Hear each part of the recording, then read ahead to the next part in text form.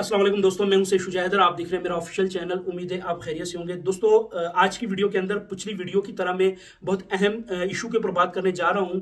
और ये एक ऐसा इशू है कि अगर आपको ये इस सवाल का जवाब मिल जाए तो आपको ईरान और अमेरिका की जो जंग है वो पूरी तरीके से समझ आ जाएगी कि अमेरिका और जो ईरान की जंग है वो क्यों हुई, क्यों ऐसे टाइम पर डोनाल्ड ट्रंप ने ये अहमकाना हरकत की, क्यों उसने रिपब्लिकन की जितनी पॉलिटिक्स थी वो सारे जो है वो तबाह करके रख दी और ऐसे टाइम पे हमला ईरान पे किया कि जिस टाइम पे जिनीवा में मुज़ाकरात चल रहे थे। देखिए, ईरान और अमेरिका की जंग जो दूसरे हफ्ते में शामिल हो चुकी है उसमें सिर्फ हमें सोशल मीडिया पे बातें मिल रही हैं कि ईरान ने इतना नुकसान कर दिया, अमेरिका ने इतना नुकसान कर दिया, इसराइल यहाँ पे आ गया, चाइना की यह पॉलिसी है, रूस यूं कर रहे, पाकिस्तान की जो है वो पॉलिसी इस तरह की, यानी इस तरह की हमें बातें तो बहुत मिल रही हैं।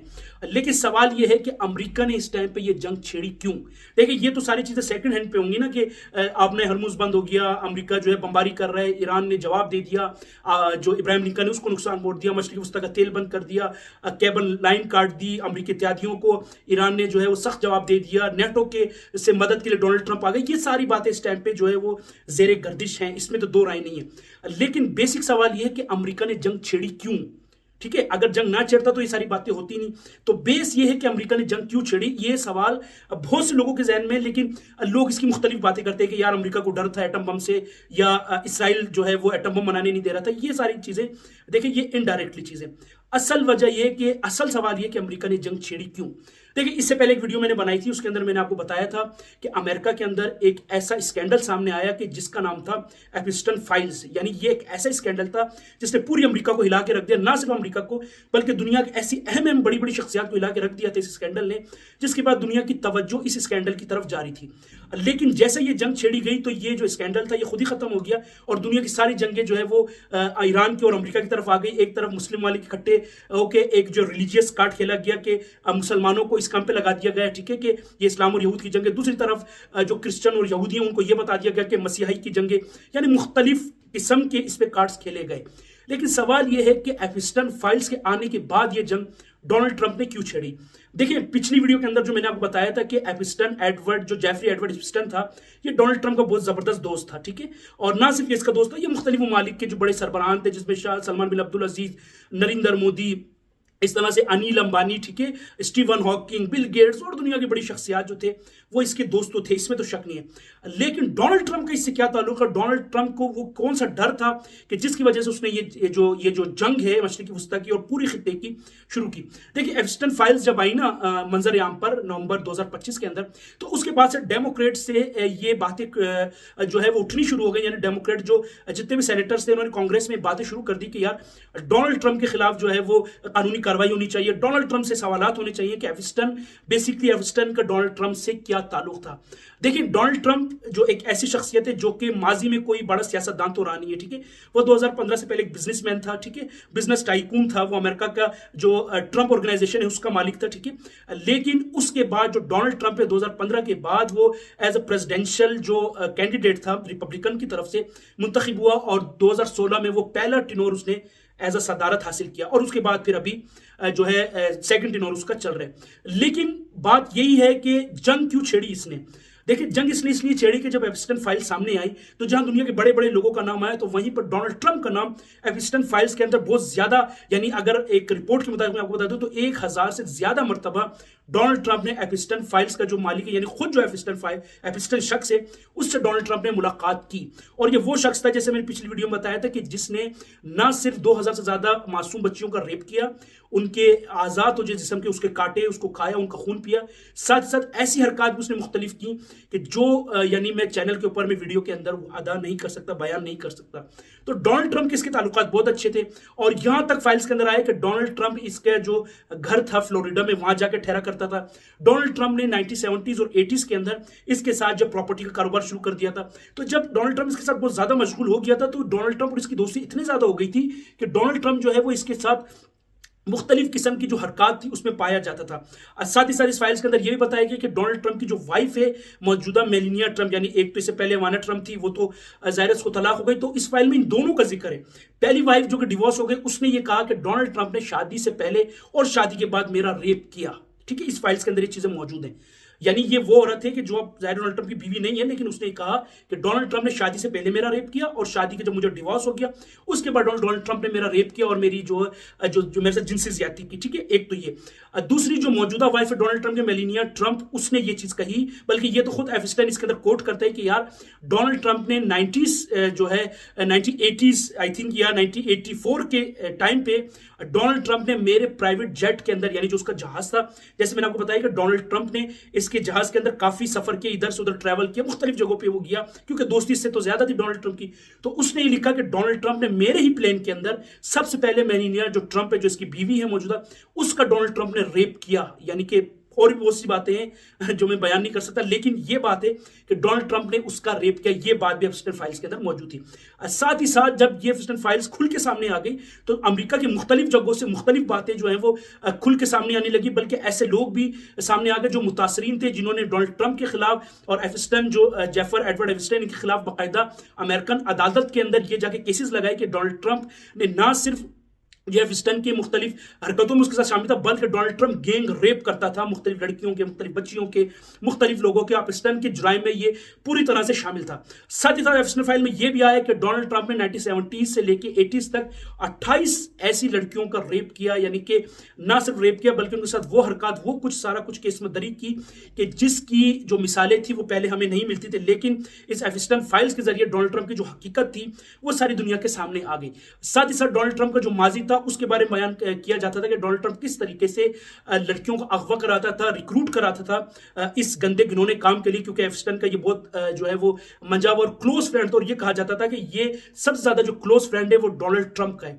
तो इस लीक के जरिए जब ये सारी बातें सामने आई, जब ये सारे इशू सामने आए, अमेरिका में एहतजाज शुरू हो गया, डेमोक्रेट इसके खिलाफ खुल के आ गए, और उसके बाद जब उन्होंने एक बिल पास किया जिसको डोनाल्ड ट्रंप ने 4 महीने रोके रखा, लेकिन जब कांग्रेस से बिल पास होगा और डोनाल्ड ट्रंप ने मजबूर होकर इस बिल पर साइन किया तो नेक्स्ट डे बाकायदा तौर पे कुछ जो फाइल्स का जो मवाद था वो लीक हो गया, जिसके अंदर डोनाल्ड ट्रंप की तमाम जो असलियत थी वो खुल के सामने आ गई। क्योंकि डोनाल्ड ट्रंप प्रेसिडेंट इस टाइम पे अमेरिका का, तो वो इशू नहीं करना चाह रहा था, लेकिन जो जस्टिस ऑफ पीस डिपार्टमेंट है वहां का अमेरिका का, जब उसको मजबूर किया गया इस बिल के बाद, तो उसने मुख्तलिफ चीजें जो जाहिर की, तो उसके अंदर डोनाल्ड ट्रंप की सारी हकीकत सामने आ गई। अच्छा, एक चीज ध्यान में आप रखिए कि ये सिर्फ कुछ ऐसी चीजें नहीं थी जो एक आम चीजें थी, ये बाकायदा इतना बड़ा स्कैंडल था जिसके अंदर 6 मिलियन से ज्यादा जो डॉक्यूमेंट्स थे। लेकिन अभी बहुत कम डॉक्यूमेंट्स जो है अमेरिका में जो justice of peace justice department है उसकी तरफ से जारी हुए, और साथ ही साथ ही कहा जा रहा है कि इसके अंदर वीडियोस भी हैं, इसके अंदर ऑडियोस भी हैं, इसके अंदर इमेजेस भी हैं, मुख्तलिफ ऐसी चीजें कि जो डोनाल्ड ट्रंप के बहुत खिलाफ है। साथ ही साथ डोनाल्ड ट्रंप को जब ये चीजें लीक हुई तो डोनाल्ड ट्रंप के पास सिर्फ 2 ही रास्ते थे। एक रास्ता यह था कि डोनाल्ड ट्रंप इन सवालों का जवाब देता, मीडिया ट्रायल का जवाब देता, अदालतों को फेस करता, और डेमोक्रेट जो सवाल उठा रहे थे, जिस तरह एहतजाज वहां पे हो रहे थे, डोनाल्ड ट्रंप इसका जवाब देता। लेकिन डोनाल्ड ट्रंप चूंकि खुद गुनहगार है, शायद एक मकरू चेहरा उसका सामने आ गया था, तो इसका जवाब उसके पास नहीं था। इस वजह से डोनाल्ड ट्रंप ने उसके कुछ दिन बाद जो है बाकायदा तौर पर ईरान के ऊपर हमला कर दिया, और बार बार वो ये कही जा रहा था कि मैं ईरान पे हमला करूंगा। देखिए, एक सवाल जहन में उठता है कि ईरान की पाबंदियां कोई आज तो नहीं लगी, यानी अगर मिसाल के तौर पे अमेरिका और ईरान के खिलाफ कोई 2016 से तो शुरू नहीं हुए जब से डोनाल्ड ट्रंप आए, या 2024 से शुरू नहीं हुए जब से डोनाल्ड ट्रंप आए, ये तो 1979 के खिलाफ आते हैं। ये 1979 के रेवोल्यूशन के बाद से अमेरिका और जो ईरान है इनकी नहीं बन रही।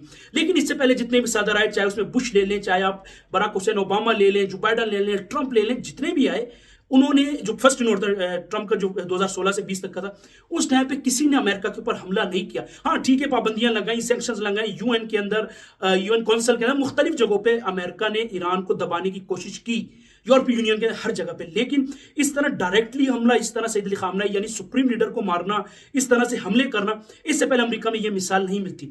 लेकिन डोनाल्ड ट्रंप ने ऐसे टाइम पे यह किया कि जिस टाइम पे, और एक चीज और मैं आपको बता दूं, ये एक ऐसा टाइम था कि जिस टाइम पे ईरान और अमेरिका के मुज़ाकरात बाकायदा तौर पर अच्छे अंदाज में आगे जा रहे थे, क्योंकि इससे पहले जितने भी मुज़ाकरात हुए वो कई हद तक गए, लेकिन उसके बाद वो जो उस पर एक जो है किस्म की डेडलॉक हो गई और वो फिर आगे नहीं बढ़ सके। लेकिन ये मुज़ाकरात जो थे ये बाकायदा तौर पर बहुत आगे जा रहे थे, और कतर और ओमान ने यह कहा था कि मुज़ाकरात यकीनन कामयाब हो जाएंगे, वो जामिन बने थे इसके अंदर। लेकिन उसके बाद फौरन अगले ही दिन डोनाल्ड ट्रंप का ईरान पर हमला, साथ इसराइल भी उसके अंदर शामिल था। अब अमेरिका और इसराइल ये कह रहे हैं कि ये CIA ने जो है वो इसराइल को जो है वो इंफॉर्मेशन दी थी, इसराइल ने इसलिए अटैक किया, जबकि अमेरिका का मानना है कि नहीं, ये तो इसराइल की जंग है, हमें बीच में मुफ्त में शामिल किया गया। और डोनाल्ड ट्रंप इस टाइम नेटो से मुख्तलिफ जगहों से मदद मांग रहे हैं। यहां तक उसने ये भी कह दिया कि आरमाई हरमुज से हमारा सिर्फ 1% तेल गुजरता है, बाकी तो चीन का गुजरता है, रूस का गुजरता है और हमारे इत्यादियों गुजरता है, तो वो फिर आपने हरमुज को खोलने में हमारी मदद करें। तो अब यहां पर यह चीज समझ आती है कि अमेरिका एक तरीके से फंस चुका है, क्योंकि जितने उसके इत्यादी थे वो पीछे हट चुके हैं। नेटो ने उसको साफ साफ जवाब दे दिया कि नहीं भाई, हमारी ये लड़ाई नहीं, ये आपकी लड़ाई है। और साथ ही साथ जो बहुत खतरनाक चीज जो डोनाल्ड ट्रंप के लिए अब ये चीज सामने आ रही है कि नवंबर दिसंबर में अमेरिका में मिड इलेक्शन है, ठीक है। अब मिड इलेक्शन के अंदर अगर 60% वोट डोनाल्ड ट्रंप को नहीं मिलते तो उसका मतलब यह कि डोनाल्ड ट्रंप तो हो गया फारिग, ठीक है। इंपीचमेंट के जरिए जो कानून है उसके जरिए डोनाल्ड ट्रंप को ये ओहदे सदारत से फारिग करके बिल्कुल साइड पे कर देंगे। अब डोनाल्ड ट्रंप के पास 2-3 चीजें हैं जिसके ऊपर वो अपनी इलेक्शन कैंपेन चला सकते हैं। जैसे कि उसने वेनेजुएला के अंदर एक ऑपरेशन किया, गैर कानूनी ऑपरेशन, उसके सदर को और उसकी बीवी को उठा के लाके वहां पे कब्जा कर लिया, ठीक है। और जो आपका जून जुलाई 2025 में जिस तरह उसने किया ईरान के ऊपर हमला, एक तो वो उसके पास कार्ड है। और सबसे बड़ा कार्ड जो डोनाल्ड ट्रंप सोच रहा था कि अगर मैं ये कार्ड खेलूंगा तो मैं दोनों चीजों से बच जाऊंगा। कौन सी दोनों चीजें? एक ये जो एफिस्टन फाइल्स जो स्कैंडल सामने है, शायद उसके इसको सामने लाके वो दब जाए और उसके ऊपर लोग मुझे इस हमले की वजह से कहें कि वाह यार इसने क्या कर दिया, और मैं कामयाब हो जाऊंगा और फिर ये कार्ड में इलेक्शन में लेके जाऊंगा कि मैंने ईरान पे हमला किया, वो हमारा दुश्मन है, फलां, यूं यूं करके मैं शायद जीत जाऊं। एक तो डोनाल्ड ट्रंप की पॉलिसी ये थी। दूसरा, डोनाल्ड ट्रंप ने ये कहा कि जो मैंने वेनेजुएला के ऊपर हमला किया है और तेल के जखायर दुनिया के सबसे ज्यादा अपने अंडर किए, तो मैं उसको भी as a political card use करूंगा कि देखो भाई, मैंने अमेरिका के लिए इतना ज्यादा जो तेल अमेरिका के कब्जे में मैं ले आया हूं और अमेरिका अब तेल का भी मालिक हो गया। तो ये 2-3 कार्ड डोनाल्ड ट्रंप के पास थे। लेकिन उलट ये हुआ कि जब उसने गैर कानूनी हमला करके वेनेजुएला को पकड़ लिया तो उसके अवाम ने कहा कि भाई ये तो कोई तरीका नहीं है, ठीक है, मुज़ाकरात करेगा, मुज़ाकरात से बात नहीं जनते, तो आपके पास मुख्तलिफ रास्ते। लेकिन किसी मुल्क के ऊपर हमला करके कब्जा कर देना, एक तो ये गलत एग्जाम्पल साबित हो गई। तो अगर ये एग्जाम्पल ताइवान पे चाइना शुरू कर दे या यूक्रेन पे रूस शुरू कर दे या दुनिया के और मुल्क शुरू कर दे, तो फिर तो इंटरनेशनल कानून तो बढ़ गया ना, फिर तो खत्म हो गया। फिर तो UN council, United security council, ये तो सारे यूरोपीय यूनियन सब बढ़ गए। एक तो ये डोनाल्ड ट्रंप के अगेंस्ट चली गई बात, उसके अवाम ने कहा कि भाई ये तो आपने किया ही गलत है, इस तरह थोड़ी होता है कोई। एक तो ये गलत हो गई। दूसरी जो उसने जून जुलाई में किया ईरान के ऊपर हमला, उसमें भी अमेरिकी अवाम ने कहा कि भाई ये तो हमारी जंग ही नहीं, ये तो जंग इसराइल की जंग है, आप इसमें हमें शामिल क्यों करें, हम तो ये चीज मानते ही नहीं है। ये भी डोनाल्ड ट्रंप के अगेंस्ट चली गई।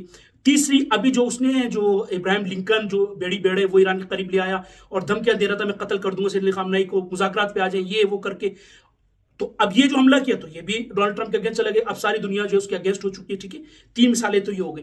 अब नेटो ने भी उसको जवाब दे दिया। यानी जो अब मसला ये है कि डोनाल्ड ट्रंप का जो अहमकाना ये एक सोच थी, उसने डोनाल्ड ट्रंप को बिल्कुल ही दबा दिया, क्योंकि अब वो जो अमेरिका का सुपर पावर का टैग है वो बीच में आ गया। अगर अमेरिका पीछे हटता है तो सुपर पावर का टैग खत्म हो जाएगा, ठीक है। जाहिर है वो तो सुपर पावर रहा ही नहीं ना जब पीछे हट गया। और अगर पीछे नहीं हटता तो ईरान जिस तरह से उसका जवाब दे रहा है वो अमेरिका के खिलाफ ये चीजें जाई जा रही हैं। और ये बल्कि 74% जो अमेरिकी सर्वे के अंदर है कि अमेरिकी आवाम कह रही है कि नहीं भाई हम तो इस जंग में शामिल ही नहीं थे, ये तो आपकी जंग है इसराइल की, तो हमें इसमें क्यों शामिल किया गया। तो डोनाल्ड ट्रंप ने बेसिकली जो असल मकसद था इस जंग को शुरू करने का वो ये था कि ये जो एफिस्टन फाइल सामने आई थी इसके बाद डोनाल्ड ट्रंप बहुत डरा हुआ था, बहुत परेशान था कि यार अब इसका मैं जवाब क्या दूं।